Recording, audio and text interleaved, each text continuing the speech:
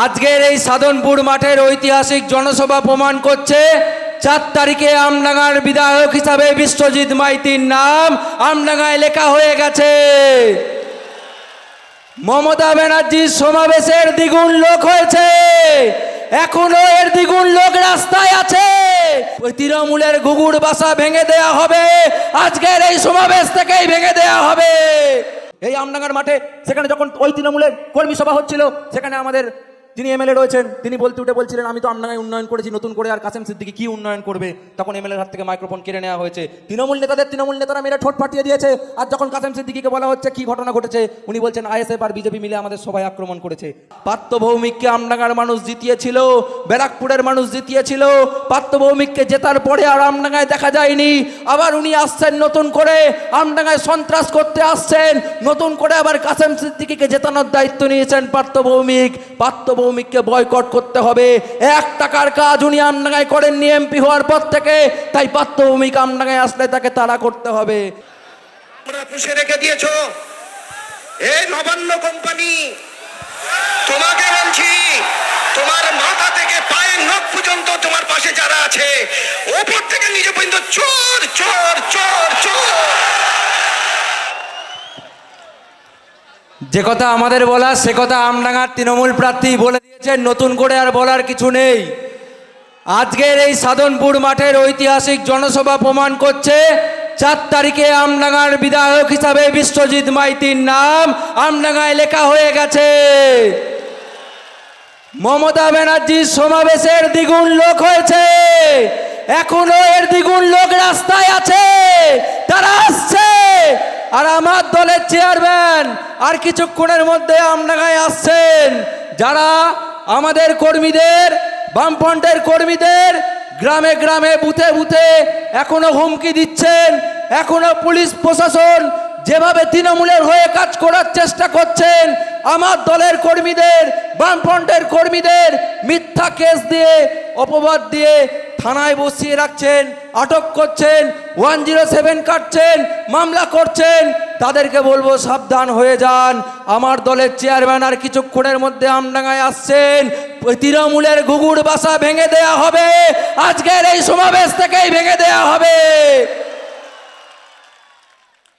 নতুন করে আর বলার কিছু নেই। যে কথা আমাদের সভাপতি বলছিলেন, আমার পূর্ববর্তী বক্তা যে কথা বলে দিয়েছেন, তারপরে নতুন করে বলার কিছু নেই। অসামান্য বক্তব্য রেখেছেন এবং আমাদের প্রার্থীও আর কিছুক্ষণের মধ্যে চলে আসবেন। যে সমস্ত আমার বয়োজ্যেষ্ঠ বক্তারা বক্তব্য রাখবেন, তাদের সামনে আমার বক্তব্য অনেক ক্ষুদ্র এবং ছোট। আমি খুব সংক্ষেপে আমার বক্তব্য শেষ করব। এসআইআর নিয়ে, ওয়াকআপ নিয়ে মমতা ব্যানার্জি যে কথাগুলো বলেছেন সবই আপনারা জানেন। এই মমতা ব্যানার্জি বলেছিলেন যে আমি বেঁচে থাকতে এই পশ্চিমবঙ্গে এসআইআর হতে দেব না।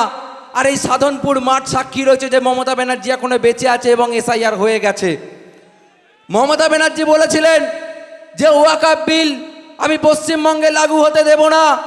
ওয়াকআপ নিয়ে পশ্চিমবঙ্গে কোনো কোশ্চেন নেই। যদি ওয়াকআপ নিয়ে আপনারা গুলোগুলি করেন, আমার থেকে খারাপ কেউ হবে না। যদি ওয়াকআপ নিয়ে আন্দোলন করতে হয়, দিল্লি গিয়ে আন্দোলন করুন। তাই আজকে আপনাদেরকেও বলবো, যখন কাসেম সিদ্দিকী ভোট চাইতে আসবে, তাকেও বলে দেবেন ভোটটা দিল্লি গিয়ে চান, আমডাঙ্গায় নয়।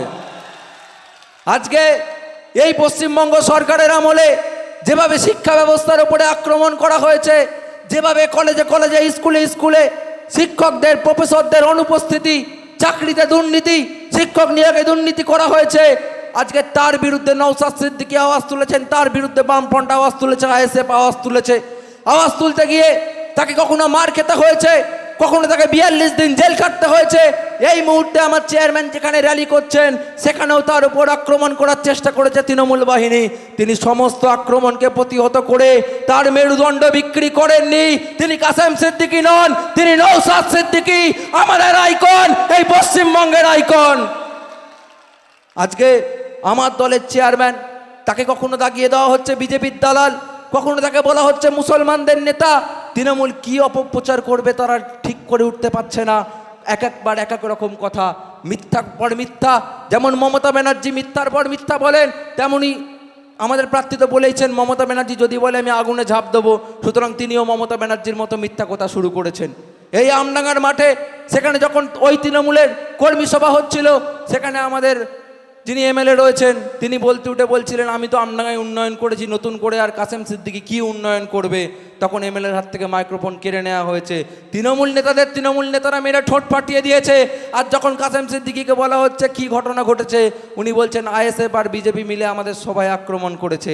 তার এই মিথ্যাচারের পর তিনি যদিও বা 20-25 হাজার ভোট পেতেন, সেটাও আর পাবেন না।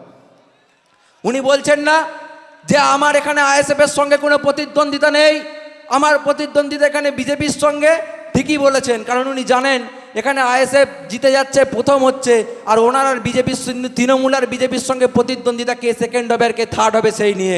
আইএসএফের সঙ্গে তৃণমূলের কোনো প্রতিদ্বন্দ্বিতা নেই। ওনারা বলেন বারবার করে, মমতা ব্যানার্জি এসে বলে গেছেন যে আইএসএফ বিজেপির দালাল, যদি আইএসএফকে ভোট দেন তাহলে বিজেপি ক্ষমতায় চলে আসবে। আমার দলের চেয়ারম্যান বারবার সমাবেশ থেকে, ওপেন প্ল্যাটফর্ম থেকে মমতা ব্যানার্জির উদ্দেশ্য করে তিনি বারবার করে বলেছেন যে আসুন, মমতা ব্যানার্জি থাকবেন আর আমার দলের পৃষ্ঠপোষক থাকবেন, এক জায়গায় বসবেন, লিখিত হবে যে আইএসএফ যে জায়গায় প্রার্থী দিয়েছে, যদি সেখানে বিজেপি জেতে তাহলে মমতা ব্যানার্জি যা শাস্তি দেবেন আমার দলের পৃষ্ঠপোষক মেনে নেবেন। আর যদি তৃণমূল কংগ্রেস যেখানে প্রার্থী দিয়েছে সেখানে যদি বিজেপি জেতে, আমরা যা শাস্তি দেবো মমতা ব্যানার্জিকে মাথা পেতে নিতে হবে। মমতা ব্যানার্জি এই চ্যালেঞ্জ অ্যাকসেপ্ট করেননি, কারণ শ্রমিক ভট্টাচার্য বলেছেন যে সেদিন যদি লেবার রুমে অটল বিহারী বাজপেয়ী আর লালকৃষ্ণ আডবাণী না থাকতেন তাহলে তৃণমূল কংগ্রেস দলটার জন্মই হতো না।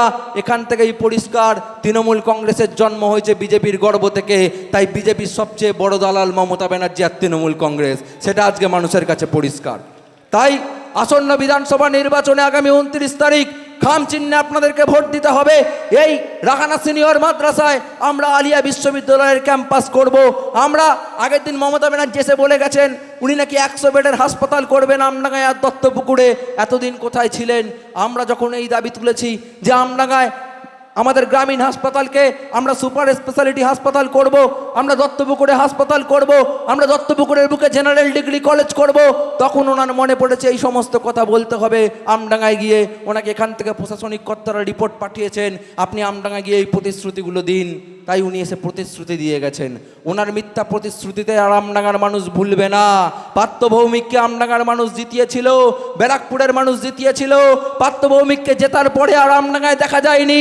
আবার উনি আসছেন নতুন করে, আমডাঙ্গায় সন্ত্রাস করতে আসছেন, নতুন করে আবার কাসেম সিদ্দিকীকে জেতানোর দায়িত্ব নিয়েছেন পার্থভৌমিককে বয়কট করতে হবে।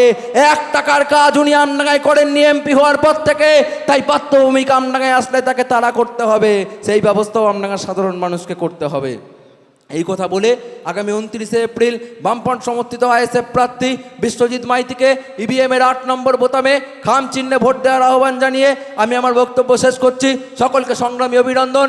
ইনকলাব জিন্দাবাদ, ইন্ডিয়ান সেকুলার ফ্রন্ট জিন্দাবাদ, স্টুডেন্টস ফ্রন্ট জিন্দাবাদ।